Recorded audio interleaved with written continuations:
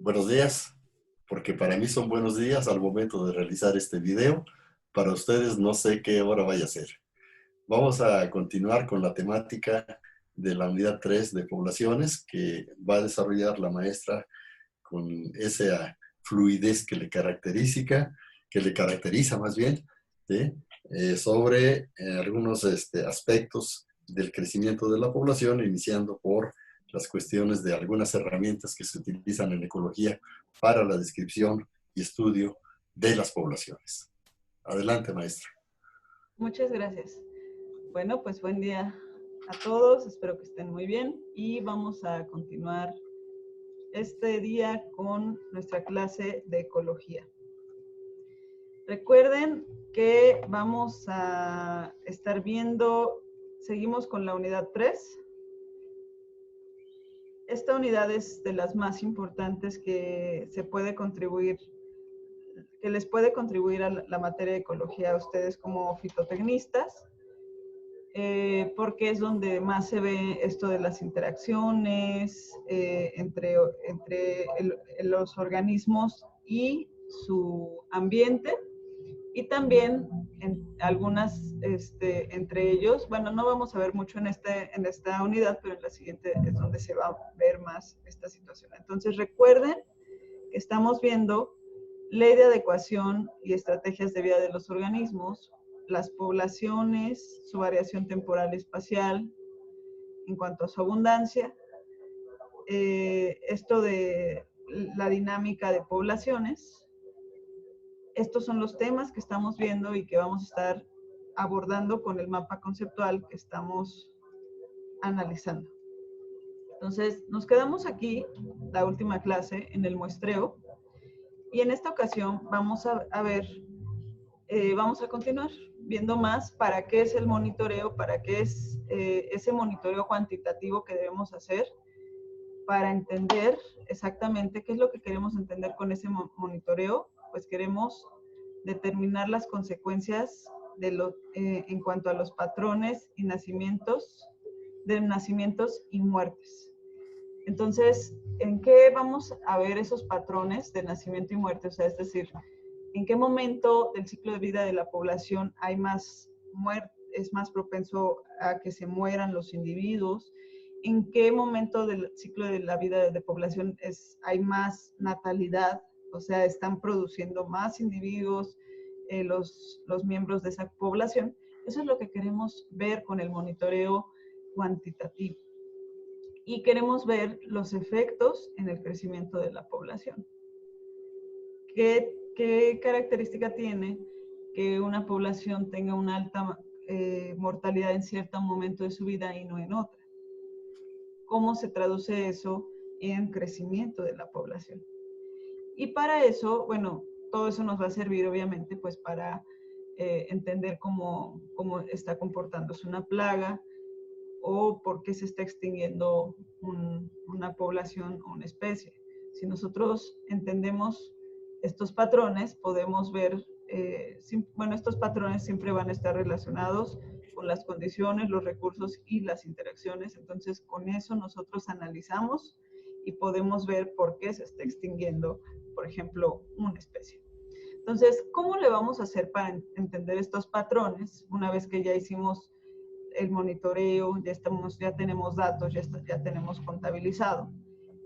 Lo vamos a hacer por medio de tablas de vida. Vamos a entender un poco más qué son las tablas de vida. Ok, vamos a ver lo que es una tabla de vida. Quiero mostrarles porque una tabla de vida se puede hacer de cohorte o estática, pero vamos a entender exactamente qué significa hacer una tabla de vida, qué es una cohorte. Vamos a ver. Ok, entonces aquí tenemos esta figura que nos va a mostrar muy claramente qué es una cohorte y cómo se hace una tabla de vida estática. Mira, vamos a ver. Cada una de estas líneas va a representar la vida de un individuo, la huella de vida de un individuo. Entonces, por ejemplo, si este es un individuo, este individuo nació en el tiempo T0 y murió en el tiempo T1. El punto indica la muerte. Todo esto es el tiempo en que vivió y fue creciendo. Fíjense, aquí está la edad. Entonces, va creciendo, va transcurriendo el tiempo, va creciendo y llega el momento donde muere. Entonces, cada una de estas líneas representa un individuo. Fíjense cómo cuando estamos hablando de una cohorte, aquí vemos este espacio en blanco, estamos hablando de individuos que nacen en el mismo periodo de tiempo. Y cuando estamos hablando, cuando queremos hacer una tabla de vida estática, ahorita vemos exactamente a qué se refiere con todo esto, vamos a hablar de todos los individuos que se encuentran en un mismo periodo de tiempo y que tienen diferentes edades. Aquí, por ejemplo, tenemos unos que nacieron en el tiempo T1, estos que están acá nacieron en el tiempo T0 y estos que están acá nacieron en el tiempo anterior a T0. Entonces, aquí ya empezamos a ver cómo estaríamos hablando de un periodo de tiempo para construir una tabla de vida estática y aquí estaríamos hablando de qué es una cohorte para construir una tabla de vida de cohorte. Bueno, en el caso de una tabla de vida de cohorte, ¿qué es lo que tendríamos que estar anotando? El número de individuos que sobrevive en cada periodo de tiempo diferente. Por ejemplo, aquí nacieron, en T0 nacieron 4 individuos. 1, 2, 3, 4 en T0. Cuando pasamos a T1, 2 de ellos murieron en T0 y en T1 siguen sobreviviendo 2. Entonces, en T1, al comienzo de T1, estamos hablando de 2 sobrevivientes. Eso sería otro dato que estaríamos anotando. Y para hablar, y en T2, fíjense cómo ya nada más hay un sobreviviente. Entonces, ahí estaríamos anotando el dato de 1. Ya para T3 ya no tenemos ningún individuo. Entonces, los datos que estaríamos anotando en la primera columna de la tabla de vida que ahorita vamos a ver serían 4 en T0, 2 en T1, 1 en T2 y 0 para T3. Entonces, esos serían los primeros datos de una tabla de vida de cohorte. Ahora, para una tabla de vida estática, ahora vamos a concentrarnos en esto de acá. Es un enfoque diferente. Entonces, ahí todos los individuos de T1. ¿Qué es lo que estamos viendo aquí? Que de los 7 individuos que encontramos en T1, porque miren, tenemos 1, 2, 3, 4, 5, 6 y 7, 3 nacieron en T1, entonces anotamos 3 en T1.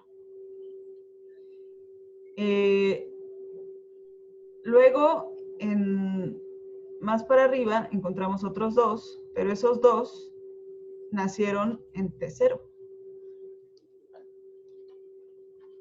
Luego, más para arriba, encontramos otros 2 más que nacieron antes de T0. Y ya para otro periodo más, ya encontraríamos 0 individuos.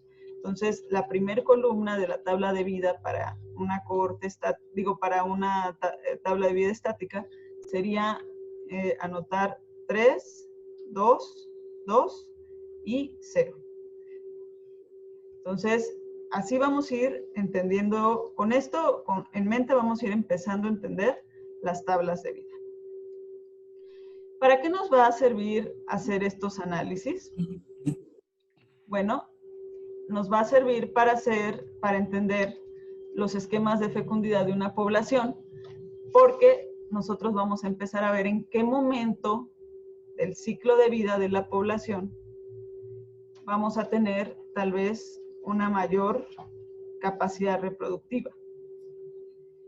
Esto tiene que ver con cuánto contribuyen los individuos de cierta edad a los nacimientos.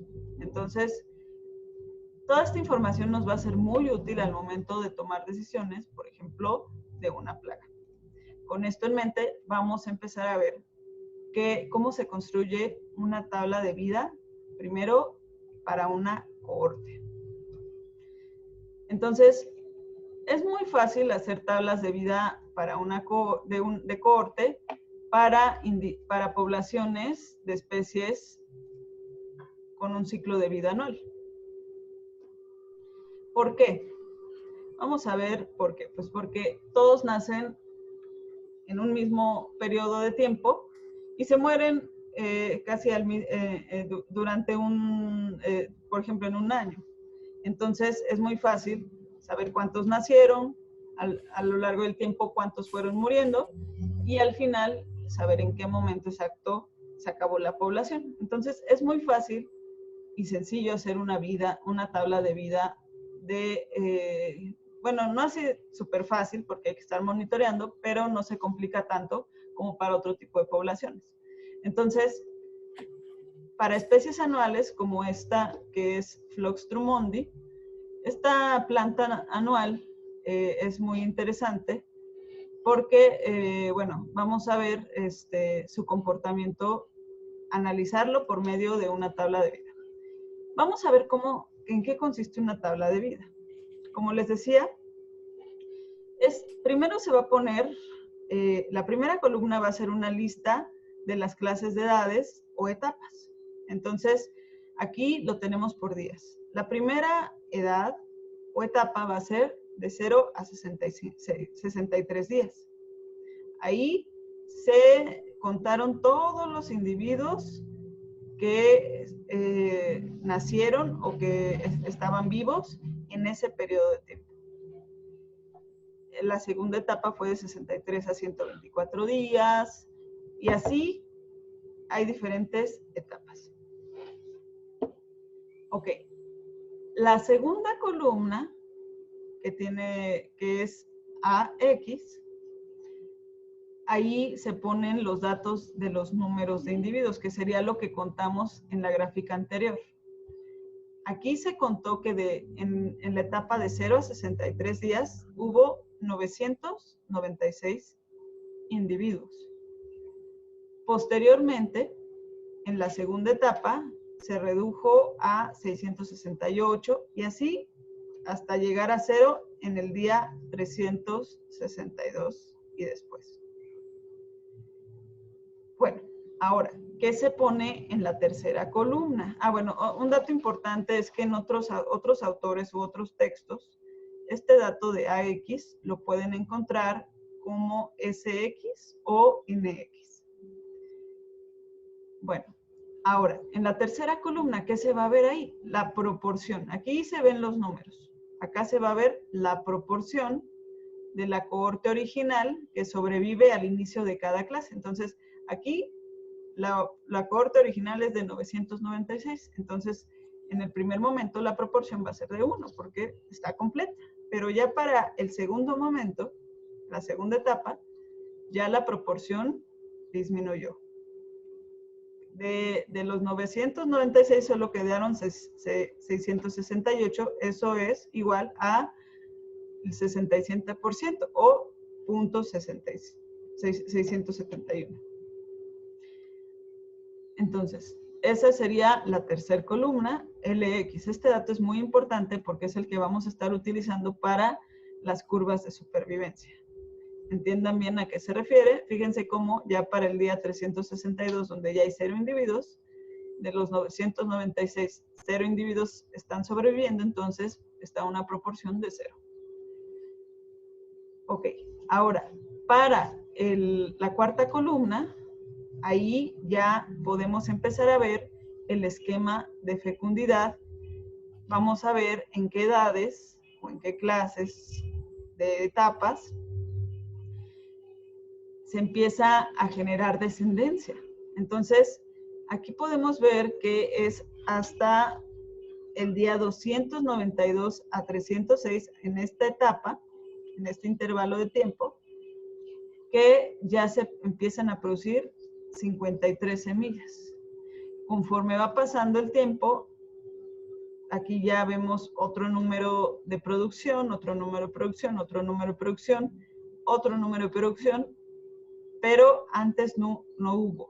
Entonces aquí ya empezamos a ver cómo es el esquema de fecundidad de esta población, en qué momento empiezan a dejar descendencia y también en qué momento, ahorita en la siguiente columna, es donde más descendencia producen. Eso lo vamos a ver en la quinta columna. Bueno, aquí esta de FX también se puede representar otros autores con M mayúscula X. La quinta columna, que aquí Begon, el autor que nosotros estamos consultando, la representa con MX, es el número medio de la descendencia producida, o sea, de los individuos que están presentes, qué tan productivos están siendo en cuanto a dejar descendencia. Este número se obtiene por medio de dividir la descendencia producida entre el número de sobrevivientes por clase. Entonces aquí lo que podemos ver es que el momento de mayor vigor reproductivo para esta población va a ser en esta etapa, del día 334 al 348. Si estuviéramos hablando de una maleza, no nos gustaría que llegara la maleza a esta edad. Preferiríamos controlarla antes de que empiece a tener su reproducción y mínimo antes de que tenga su mayor tasa de crecimiento, que si se fijan entre el 320 día, bueno, la etapa anterior y esta no hay tanta diferencia. Y por último se obtiene en la columna final, a partir de todos estos valores se va a obtener en suma este número, que va a ser el resumen general de si la población creció o disminuyó. Y entonces nosotros cuando dijimos, por ejemplo, aquí es de 2.41, significa que por cada individuo de flux hubo 2.41 individuos más. Y esto es la tasa neta de incremento. Y esto nos dice si la población está creciendo o está disminuyendo. Entonces, fíjense cómo funciona una tabla de vida. Ahora, esto es para una cohorte de una especie anual, pero ¿qué pasa cuando son generaciones que en el mismo momento hay diferentes individuos de diferentes edades? Entonces ahí ya no es tan fácil, porque nosotros llegamos al campo con la planta y todos son de la misma cohorte. Pero en este caso, lo que hay que hacer es marcar a los individuos que nacen en el mismo periodo de tiempo. Marcarlos y después estarlos monitoreando. Y es lo que se hizo para unas marmotas. Vamos a verlo en esta tabla de vida de marmotas, donde se marcaron todas las marmotas en Colorado. En el año 0 se marcaron y en el año 1 se volvieron a contar, en el año 2, así hasta el año 15. Entonces aquí lo que estamos viendo es que la cohorte empezó con 773 individuos y poco a poco fue disminuyendo hasta llegar en el año 15 a un individuo y en el año 16 pues ya no hubo. Entonces eso en proporción se ve de esta manera. Fíjense cómo se redujo la población casi a la mitad de un año, del primer año al segundo año. Y así hasta llegar al año 15. Después, ¿en qué momento empezaron? ¿En qué clase de edades empezaron a reproducirse las marmotas? En el segundo año hasta el 10º año. ¿Y en qué momento tuvieron un mayor vigor reproductivo? Aquí lo que podemos ver que es alrededor del año 9. Aunque eran pocas, pero se estaban reproduciendo, estaban teniendo una mayor cantidad de descendencia. Y por último, según estos números, ¿qué pasó con la población? ¿Disminuyó o creció? Pues aquí tenemos que por cada individuo solamente quedó 0.67 individuos, es decir, que la población de estas marmotas de esta cohorte de marmotas disminuyó. Aquí, ¿qué nos podría servir? Lo que nos podría servir es entonces entender las condiciones, los recursos, las interacciones con otras poblaciones y ver qué está limitando a esta población para que crezca. Y lo mismo podemos hacer al entender por medio de una tabla de vida a una plaga, a una maleza, y ver, bueno, ¿por qué está creciendo? Ok, ya, con esta tabla de vida me doy cuenta que está creciendo. Ahora, lo importante, lo interesante va a ser ¿por qué? Y cuando sabemos el por qué, entonces vamos a saber cómo controlarla. Bueno, entonces ya que tenemos claro cómo se utiliza una tabla de vida de cohorte, pues vamos a entender que con esto vamos a poder entender el patrón de disminución de una población, cómo se está reduciendo la población, si en sus primeras etapas hay una mayor reducción o en las últimas, o si hay un momento de estabilidad. Nosotros con esta información de las tablas de vida podemos hacer lo que se llaman las curvas de crecimiento, de supervivencia. Aquí vamos a ver un ejemplo y también vamos a entender por qué es importante utilizar gráficas logarítmicas para las curvas de supervivencia. Aquí estamos igual con Phlox y con las marmotas. Phlox está con rosita y las marmotas están con amarillito. Y entonces aquí tenemos graficado así nada más LX, que era la proporción de supervivencia, acuérdense.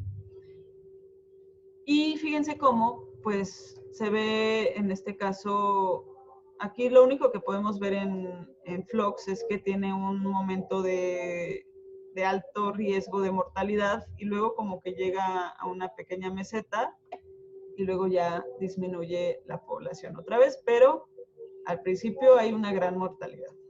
Y en el caso de las marmotas se ve igual mucha mortalidad en las primeras clases, en las primeras edades, y luego ya como que se mantiene estable, pero casi con una población muy, muy bajita. Entonces, aquí pues no podemos entender un poco más, porque como dice aquí la nota, o sea, si nosotros tenemos una población de 1000 individuos y se disminuye a la mitad, o sea, 500 en un intervalo de tiempo, esta disminución se va a ver más dramática en un gráfico que está hecho así nada más con LX a secas, que una disminución de 50 a 25 individuos, aunque en ambos casos el riesgo de muerte es el mismo, porque está disminuyendo la mitad de la población.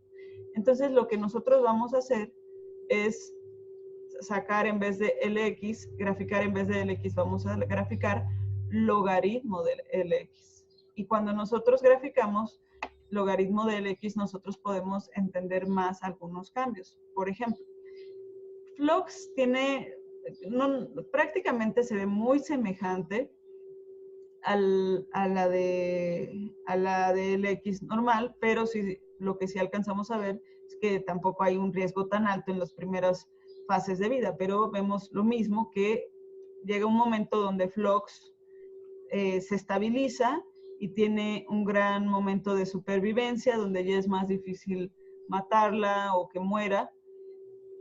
Nosotros cuando vemos un comportamiento así en una maleza, nunca queremos que lleguen a esta etapa.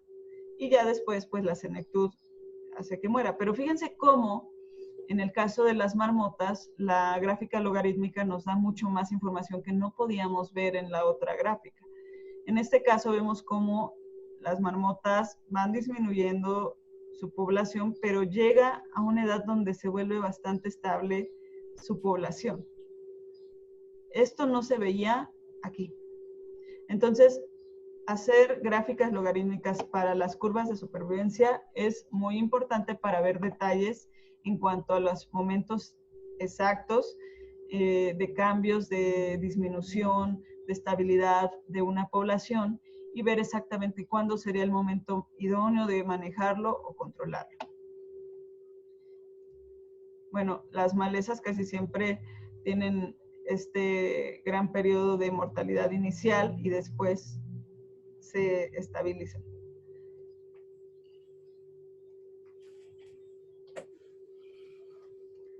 Bueno, entonces las tablas de vida de cohorte pues van a ser muy útiles para caracterizar la salud de una población. Vamos a ver, hoy están muriendo muchos en edades tempranas o están muriendo muchos durante todo el ciclo de vida. ¿Qué está pasando? Hay que analizar las condiciones, hay que analizar los recursos, hay que analizar las interacciones. Y cuando nosotros vemos eso, identificamos las etapas más decisivas de aumento y disminución y como les decía, todo esto nos va a servir para tomar decisiones de manejo. Ahora, vamos con las tablas de vida estáticas. Bueno, las tablas de vida estáticas, a diferencia de las tablas de vida de cohorte, generalmente se hacen para individuos que tienen una reproducción estacional repetitiva o continua. Si ustedes pueden ver esta gráfica, ya la habíamos visto en otras clases, la reproducción continua sería como esta, que a lo largo de todo el año se están reproduciendo, o la estacional repetitiva como esta. Bueno, pero a veces hay algunas tablas de vida de cohorte que se puede dificultar mucho construir en algunas poblaciones. ¿Por qué? Pues porque puede ser que haya individuos de tantas generaciones y sea muy difícil marcarlos y sea muy difícil identificar los después, entonces es complicado. O porque puede ser que sean muy longevos. Entonces, ¿cómo mides una cohorte de especies que viven miles de años? Entonces, aquí brevemente vamos a ver, y pueden entrar cuando quieran al mapa conceptual y ver este tipo de referencias, este artículo de los seres vivos que más años viven en el mundo. Entonces, por ejemplo, esta es una medusa que le llaman medusa inmortal, ahí está su nombre científico, y lo interesante de esta medusa es que puede rejuvenecerse cuando quiera. Entonces, puede vivir más tiempo. O estas almejas que pueden vivir 500 años. A ver, hay que hacer un estudio, una tabla de vida de cohorte de estas almejas, pues sería imposible para nosotros. O estas carpas koi, que viven 226 años. Estas tortugas, aquí tenemos varios. O miren, este árbol es el organismo vivo más antiguo y su edad es de 9.500 años. Está en Noruega. Entonces, a ver, haz un estudio de cohorte de esta especie de árboles, pues sería difícil. Entonces, como es difícil hacer tablas de vida de cohorte para algunas especies, pues podemos construir tablas de vida estáticas, como lo que podemos ver aquí. ¿Qué es una tabla de vida estática? Es una especie de fotografía instantánea que le tomas a una población en un momento. Entonces, aquí, como podemos ver en esta imagen, tenemos estas pirámides poblacionales, que son como una fotografía instantánea de una población en un momento. Aquí, por ejemplo, la población de Kenia, que dice tiene tantos individuos de 0 a 4 años, tantos individuos de 5 a 9 años, tantos individuos de 10 a 14 años y por sexo. Entonces, esta es una fotografía de una población en un momento. Lo mismo es una tabla de vida estática. Entonces, lo que nos dice, como dice esta nota, son números de individuos de diferentes clases de edades, igual que en la tabla de vida de cohorte, pero los datos solo son en un periodo, como habíamos visto en esa gráfica. Y algo interesante es que en ese momento, cuando nosotros estamos haciendo una tabla de vida estática, se interpretan los datos como si los patrones de nacimiento y supervivencia en la población se mantuvieran igual desde el nacimiento de los individuos más viejos. Entonces, ¿Qué significaría esto? Que desde que ellos estaban viejos, bueno, desde que ellos nacieron, así se comportó la población. O sea, cuando ellos nacieron había este número de individuos de 0 a 4 años. Después, en la siguiente fase, disminuyó a esta cantidad de individuos y así. Y así se fue hasta llegar a esto, y que este es el mismo patrón que han tenido todas las poblaciones a lo largo de la historia de esta corte, por así decirlo. Sería como pensar que, como está ocurriendo ahorita a los diferentes individuos de diferentes edades, así le pasó a la cohorte que está ahorita, que tiene 80 años y más. Entonces, eso sería la tabla de vida estática, y se puede construir igual como le hicimos con la de corte, con los mismos datos, nada más que en este caso inferimos la edad de los individuos en el mismo periodo de tiempo. Por ejemplo, se puede ver en el caso de los árboles con los anillos, o en el caso de algunos animales con algunos rasgos de sus dientes, etc. Entonces, así se hace una tabla de vida estática.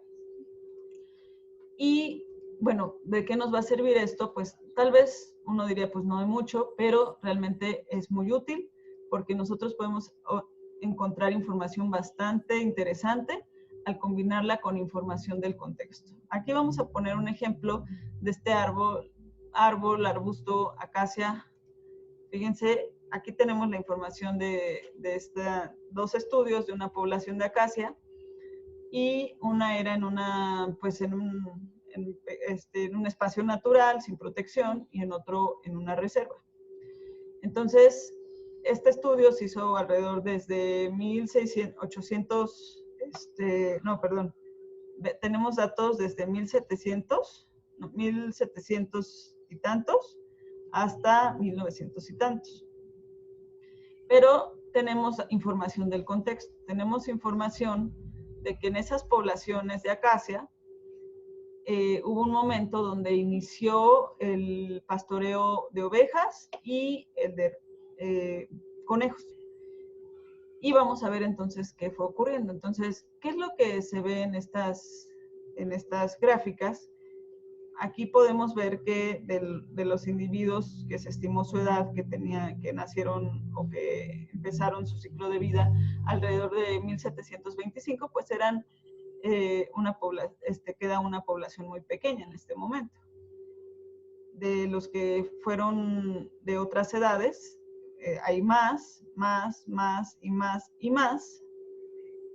Pero, ¿qué pasó después? Ya para 1800, los individuos que nacieron para 1800, después de 1875, que fue después de que empezaron a entrar las ovejas y los conejos, ya las poblaciones fueron muy decreciendo, ya no fueron del mismo tamaño, y en 1925 prácticamente estaban igual que cuando empezaron esas poblaciones, y ya para los siguientes años pues ya no había acacia. En el caso de la reserva natural, donde sí hubo protección, vamos a ver un comportamiento diferente. Aquí están los individuos de las diferentes edades. Van creciendo, entra el pastoreo de conejos y ovejas. Las poblaciones posteriores son pequeñas, pero aquí hay un dato interesante que empezó a ocurrir en esa reserva.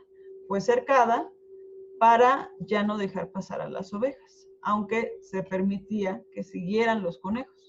Pero ese cambio fue suficiente para que la población de acacia ya no disminuyera, sino que ahora empezara a crecer.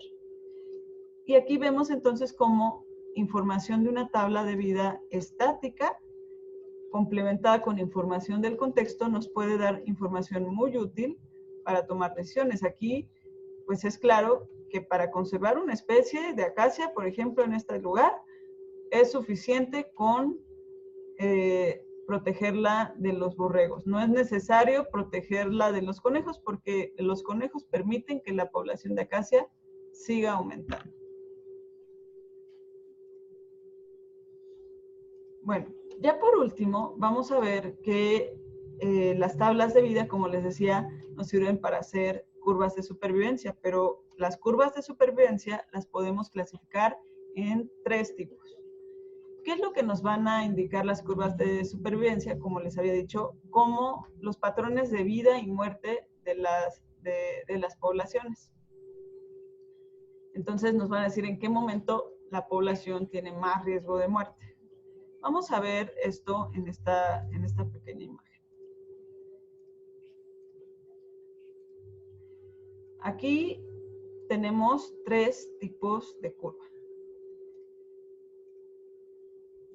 Entonces, la curva tipo 1, igual aquí tenemos el logaritmo de Lx y luego en esta otra van acompañadas de sus gráficas de riesgo de mortalidad. Entonces, en la tipo 1, lo que estamos viendo es que la mortalidad se concentra hacia el final de la vida de la población. Y por lo tanto, el riesgo de muerte va a aumentar conforme aumente la edad de la población. Entonces, este es el tipo 1, ejemplo, humanos de países desarrollados, pero también hay muchas personas muy longevas en lugares de México, principalmente en zonas rurales. Es donde yo he encontrado personas de mayores de 100 años y cuestiones así. Y ahí es interesante entonces ver qué condiciones, qué recursos, qué interacciones han permitido que esas personas lleguen a ser tan longevas y entonces ya esas poblaciones lleguen a ser tan longevas que solo hasta el final de su vida es cuando tienen un gran riesgo de mortalidad. En el caso de las curvas de tipo 2, es una línea recta que significa que la tasa de mortalidad es constante desde el nacimiento hasta la edad máxima. Entonces aquí vemos cómo durante todo el ciclo de vida va disminuyendo la población a una velocidad y ritmo constante.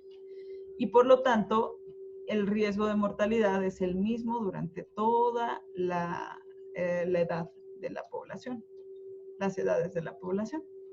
Y la curva, bueno, aquí tenemos como ejemplos las semillas enterradas en un banco de semillas. Todo el tiempo tienen el mismo riesgo de morir. Y el tipo 3 sería la mortalidad al inicio de la vida, que es más grande. Pero ya después tienen una tasa de supervivencia más o menos estable después de ese periodo donde hay más riesgo de mortalidad. Y también se ve en la tabla de riesgo de la mortalidad como al principio es muy alta y conforme va aumentando la edad va disminuyendo. Ejemplos de esto pues son, como habíamos dicho, las malezas. En general son especies que tienen esta curva característica, son especies que producen mucha descendencia al principio, pocos sobreviven, pero ya cuando alcanzan un tamaño, ya disminuye su riesgo de muerte. Es la curva más común en la naturaleza. Y bueno, pero no es así como, no, pues todas las especies tienen esta curva o esta otra curva o esta otra curva. Esto es complejo, son generalizaciones y generalmente la naturaleza es mucho más compleja. Aquí tenemos un ejemplo de una especie que a diferentes densidades tuvo diferentes curvas de supervivencia. Esta es una planta anual llamada Europhila verna. Y aquí vemos cómo a una baja densidad esta población tuvo una curva de supervivencia tipo 1. A ver, aquí me gustaría más estarla contrastando de esta forma para que se acuerden de la curva de los curvos de supervivencia. Entonces, esta población, a baja densidad, la población de esta planta tuvo un comportamiento más semejante a la curva tipo 1, como una población que tiene bastantes recursos, condiciones, poca competencia para desarrollarse, y entonces solamente ya tuvo alto grado de mortalidad, pues ya con la senectud. Cuando tuvo una mediana densidad de población, entonces la curva fue más semejante a la curva de supervivencia de tipo 2. Aquí, ¿qué podemos pensar? Pues que posiblemente no había tanta competencia por recursos, o tal vez no había otras poblaciones, no había tanto, pero empezaba ya a haber más problema para conseguir los recursos, por lo que aumentaba el riesgo de mortalidad. Y por último, a una alta densidad tuvo una curva de crecimiento tipo 3, donde tuvo un alto riesgo de mortalidad al inicio, porque pues, por competencia, por pocos recursos, otras poblaciones que pudieran estar ahí, y ya al final de su vida, llegó a un momento de cierta estabilidad, y luego ya al final fue cuando la senectud fue determinante para el riesgo de muerte. Entonces, esas son lo que pasa con las curvas de supervivencia. Nos sirven mucho para analizar las poblaciones que están relacionadas con nuestros cultivos y para tomar decisiones con ellas.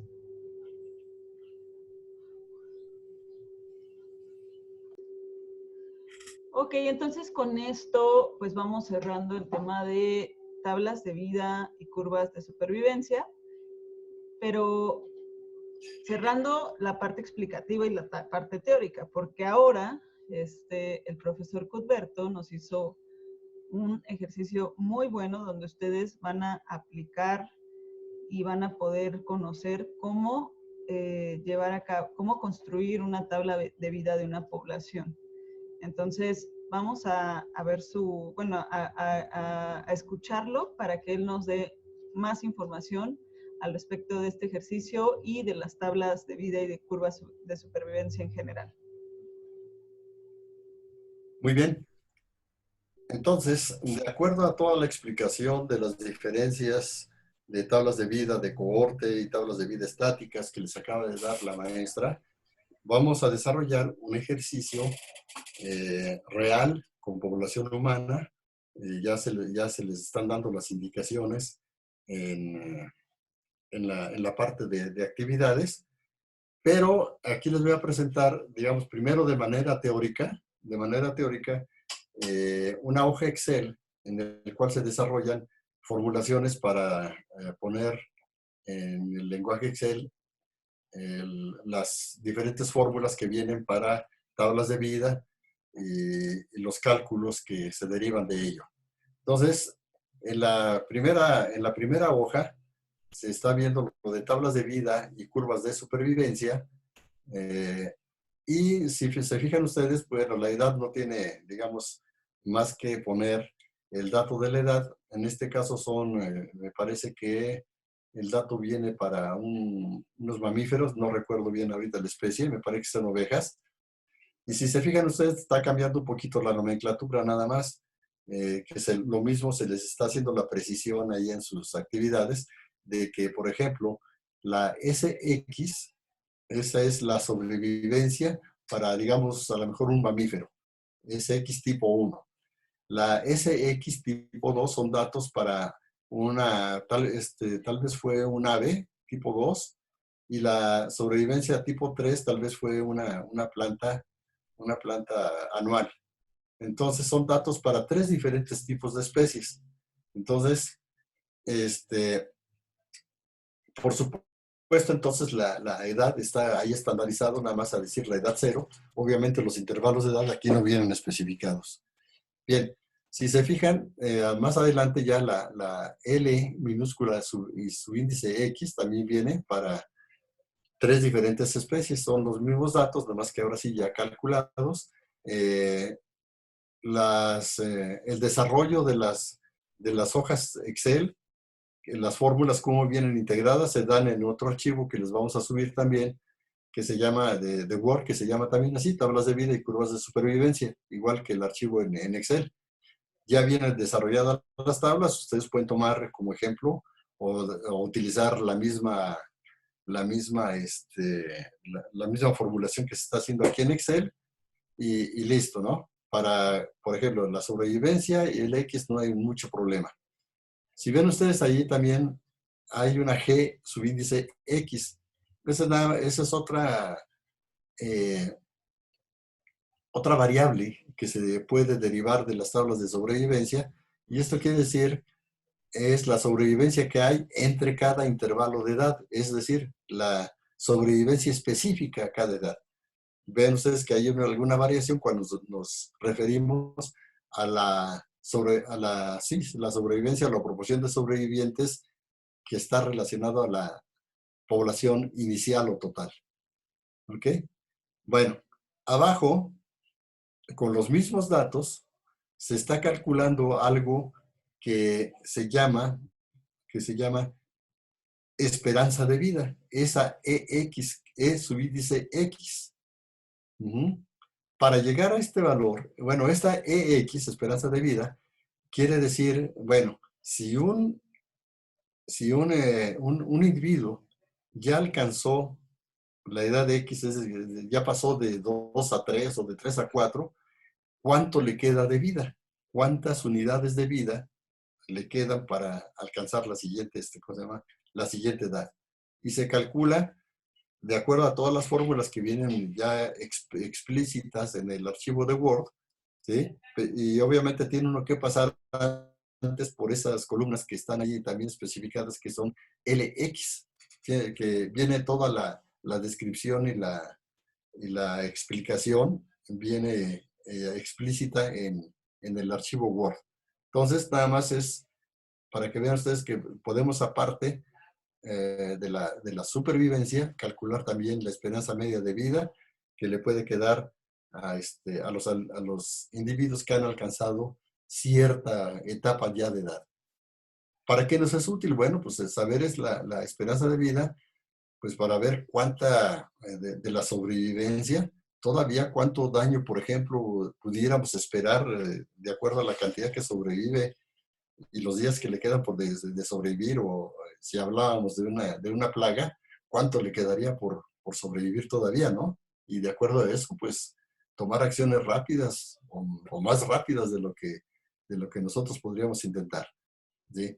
Bueno, ya esa es, digamos, en la primera hoja son ejercicios desarrollados teóricos, están desarrolladas las fórmulas ahí, los pueden utilizar, cambiando nada más los valores, pero ya muy específicamente, por ejemplo, en la segunda hoja, donde dice crecimiento de la población, ahí es una tabla de vida de cohorte, está desarrollada para una cohorte, pero podemos utilizar datos para población humana. Yo, de hecho, empleé el ejercicio, está desarrollado con población humana para México, tal como está estructurada hasta lo que llevamos ahorita del año 2020. Así está estructurada. Igual están los términos, si ustedes ven ahí, SX, LX, que serían el número de sobrevivientes y la proporción. Está también considerado ya algo que les estamos pidiendo en el ejercicio, que es el número promedio de hijos. Aquí está como B minúscula subíndice X. En el ejercicio que le estamos pidiendo viene esa literal, viene marcada como M minúscula X, que ustedes lo van a calcular a partir de los datos de fecundidad que van a recoger de las tablas de INEGI. Bueno, y después viene algo que ustedes también ya van a calcular, se les está pidiendo eh, el cálculo del tiempo de generación, el tiempo generacional. ¿Ok? Bien, hay una columna más por ahí para hacer algún ajuste en cuanto a algún valor que se va a estimar, pero por el momento no lo vamos a considerar porque cuando veamos los modelos generales de crecimiento de la población, vamos a asociar esa, la tasa de crecimiento poblacional que estamos calculando ahí y que decimos que es RO, esa que van ustedes a calcular también con los datos de población para cada estado, ¿sí? La vamos a asociar con la R minúscula, que vamos a hacer una estimación de esa R minúscula, ¿sí? Que va a ser una R que en este caso va a ser el exponente del modelo de crecimiento geométrico En este caso va a ser el modelo de crecimiento exponencial. Lo vamos a asociar con esto. ¿Sí? Bueno, pero aquí está desarrollado pues con datos de la población de 2020, tal como está estructurada actualmente. Esos datos no los van a encontrar ustedes en la página de INEGI, porque todavía no se publica nada de 2020.